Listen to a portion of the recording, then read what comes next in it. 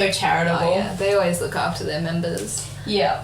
Which kind of leads me into something that I saw online, which I believe Sister Donna and Brother Hiram can explain more about, is this recent, I guess, accusation of tax evasion by the church here in Australia. Yeah, so just like, I think it was literally only a week ago, I saw this come out. Basically, so this is from the Sydney Morning Herald. It says the Mormon Church has been accused of engaging in significant tax evasion in Australia, allowing its adherents to collect hundreds of millions of dollars in tax exemptions that are not lawfully available to followers of other religions. So some of its tax activities are run through a shell company with no paid employees that could be in breach of Australian tax laws. And basically, like, yeah, I think what we sort of figured out was that in Australia, you know, unlike other countries where all church donations are tax exempt, in Australia it's very much only the money that's actually going to humanitarian aid is exempt from tax. And because the church gives so little to humanitarian aid, all of that money that members are claiming as tax-deductible donations to the church isn't technically tax deductible because most of that isn't going towards humanitarian aid, it's just going to propping up the church. Exactly. Like if you donate to the Salvos, for example, it's tax deductible because they send it overseas to, theoretically, again, we won't get into that, but to, you know, for humanitarian aid. And this is how the church funnels it. You know, this report said that the church has structured itself to, and I'm quoting this, the church has structured itself to maximise the tax benefit with up to 70% of its Australian income reportedly spent on charity. This contrasts with the situation globally where the church spends under 1% of its income on charity. And it's meant that since 2015, Australian adherents have been able to draw on $400 million in tax deductions not available to other religious organisations because they structure themselves as a charitable organisation when we all know that's not true. So like, so this guy, Dr. Rocho, said the church spent little on charity. They don't set up schools, they don't set up hospitals, they don't have homeless shelters, don't have places for women to escape when they have bad marriages. Like, the church is not...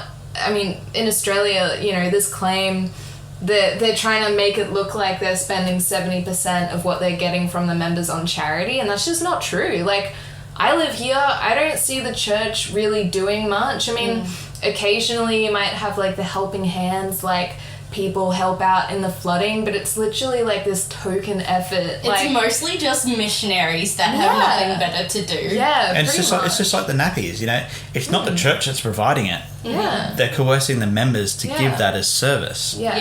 Because service makes you feel good. So basically, the church is just, it's trying to make as much money as it possibly can from its members, including possibly, you know, using not so safe, not so legal ways of ensuring that they continue to make as much money as possible. So, So all of this discussion about the church being kind of dodgy with their funds reminds me of one of their articles of faith. For those that don't know, articles of faith is just kind of statements that they say they believe in. So their 12th article of faith states, "We believe in being subject to kings, presidents, rulers and magistrates in obeying, honouring and sustaining the law." And I think this is a bit not honouring, obeying and sustaining the law, if you ask me. A bit fishy going on here. Just a bit suspicious. Well, this is the thing, is that they're all good and well to say we uphold the law, but they're the first ones to object it if they don't like it.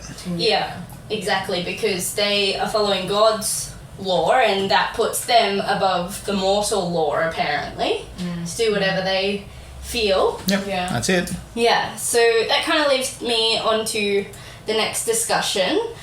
Have you guys ever received any blessings from... quotation blessings from paying your tithing? Well, okay, I'm gonna read you something, alright? Okay. So,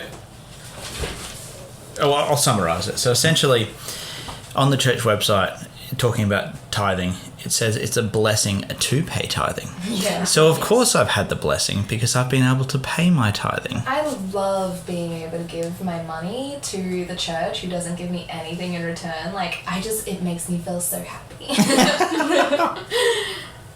Oh, man. Yeah.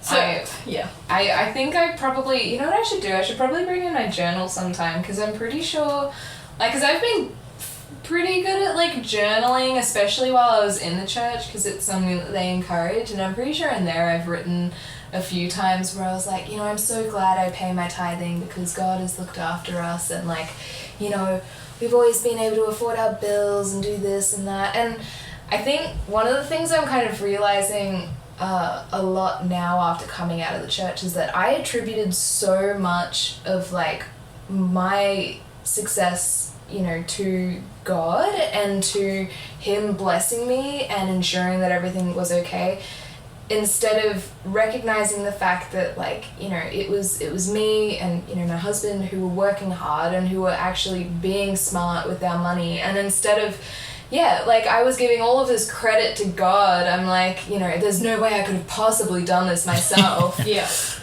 Instead of being like, hey, actually, like, you know, I worked hard for this, and this is why, like, you know, the reason that I'm able to afford my bills is because I've budgeted and because I've tried to save money where I can and whatever. It's not because God has helped me. It's because I have just been smart about it. Yeah. And, like, I think there was a lot of times where I thought growing up, and I think even now to some extent, I think it's really weird because my family, like, I come from a family of 4 kids.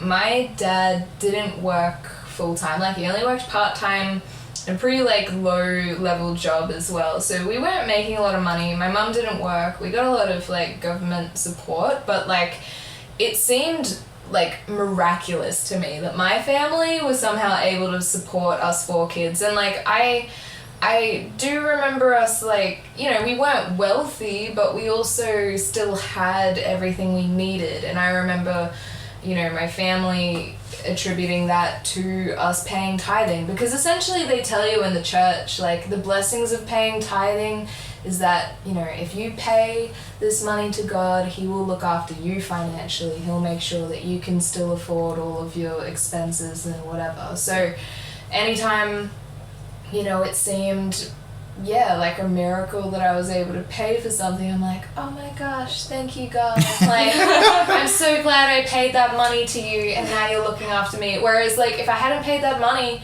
I still would have been fine. Like, after coming out of the church and not paying tithing, I'm not suddenly, like, in poverty. Like, you know, my husband and I split up, and that was a big financial blow to me because, you know, he was earning, like, more income than I was. So, like, you know, going to a single income and stuff, you know, I was worried for a little bit, but, like, I was fine and I came out fine. Like, I managed my money as best I could, and, like, you know, I haven't fallen flat on my face because I haven't paid tithing. Well, even if you're paying your tithing and that happened, you would still cop a big financial blow. And, like, and I think also, like, now, you know, I've had promotions, like I've had pay rises at work. I'm now, like, I have a job offer at the moment for a higher paying job. Things are going really well. Like, I'm saving and stuff, and like, I'm glad that, you know, the church isn't sucking out 10% of all the money I earn, and I'm able to keep that, and it's things are going great. Yeah. Like, I mean, I don't know if I mentioned it before, but like, over my lifetime in the church, I've put at least 20 grand, like, into the church, and I'm only 24, so that is, like, quite a bit of money. So much money. And there's so much that I could have done with that.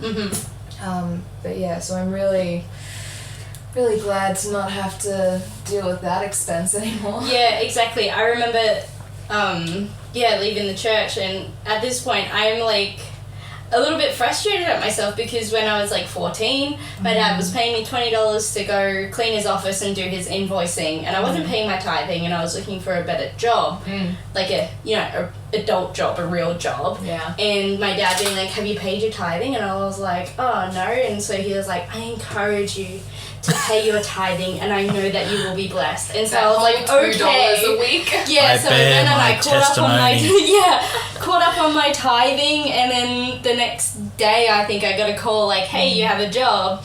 And then like from that point on being like, I have to pay my tithing, otherwise I won't be blessed. And then just recently leaving the church, and I stopped paying my tithing last year when like my partner and I, we were homeless with our child, living with my parents. We went, like, we had a roof over our heads, but it wasn't a safe space for us. Yeah. And yeah, kind of thinking, oh my God, like, I'm still paying my tithing. We don't really have enough money to spare for this. And so I was like, you know what, I'm just going to try it. I'm going to stop paying my tithing. And I remember just like that whole week holding my breath, waiting for this big, terrible thing to happen. And it didn't. Honestly, like, part of me, like, I do say that I'm so much better off for not paying tithing, but in the back of my mind, I'm just like, a disaster could happen at any moment, and maybe that will be because I didn't pay my tithing. Exactly. Well, God's going to come to me at some point. It comes down to, we'll get into this in later episodes. It comes down to that conditioning. They keep people in with fear. You don't pay your tithing, something bad will happen. So for the rest of your life, if something bad financially happens, I haven't been paying my tithing. That must be why. It's that control that they have to be able to keep you paying it. Because they do literally indoctrinate you since, like, from the time you, like, a small child. Like, I used to teach, one of my callings in the church used to be a primary teacher for, like, the 4 and 5-year-olds. And I remember, like, one of the lessons we had in there was tithing. So you're teaching these, like, small children that, you know, you should be giving 10% of whatever money you earn to the church. And these kids, like, they don't understand, so you have to explain it. You're like, you know, if God gives you 10 cookies, you gotta give him one back. And, like, these kids are just like, but why though? And you're like, I want my cookies. I don't know, kid. I don't know. Yeah, I remember he needs the cookies to build things. I don't know. When we stopped paying our tithing, we finally got our, like, a really good steady income. Within that 1 week we got a steady income. We got approved for a house, and we moved in and had enough money to buy the things that we need. And I remember thinking, like, what the fuck? Like, I stopped paying my tithing and now I'm getting all these things. Like, this isn't how it's supposed to work. And just thinking now, like, when you're part of the church, nothing great happens. Like, if something happens, it's because of God. Either you're not being righteous, or you're being so righteous you're being blessed. But I remember thinking, oh my God, that, like, when I was in the church, anything good that happened, like, you know, if me or my husband had gotten a promotion at work, that was because of God. That was because we paid our tithing. Not because we worked hard or, like, tried our best or whatever. It was just a blessing that we got because we were being righteous. And, you really do get conditioned to believe that everything good that happens in your life is because of God, and it's because you were obedient, not because, like, you know, not because it came from you and your efforts. And I'm so glad that my mentality is kind of changing now, where I'm like, I am so proud of me. You know? Well, it actually... It's come a long way. It extends further than just, you know, conditioning us to pay just tithing. You know, I remember it was, you must give everything to the church. You know, if we could give our houses. Like, in the early days of the church, when J. Smith, you know, made up this section of the Doctrine and Covenants, he's like, all right, we're going to start paying tithing. Before we do that, I need all of your surplus property. Anything you're not currently living in, you got to give to the church, all right? We need it. And that was the first law of tithing. And then from there, he's like, all right, well, 1/10 of your interest, you have to give. Now, that to me is something significant as well. Today, we're taught, well, in the church. You're taught that you have to give 1/10 of your income. Yeah. Which to me isn't the same as 1/10 of your interest. Yeah. To me, your interest would be anything you got left over after you survived. And, you know, if you've paid rent, food, bills, all that type of stuff, if there's money left over to go into savings, 10% of that, that's a lot more reasonable. Yeah. Whereas, you know, some people in the church I heard were teaching your gross income, you have to pay 1/10 of that. Yeah. You know, I never did that.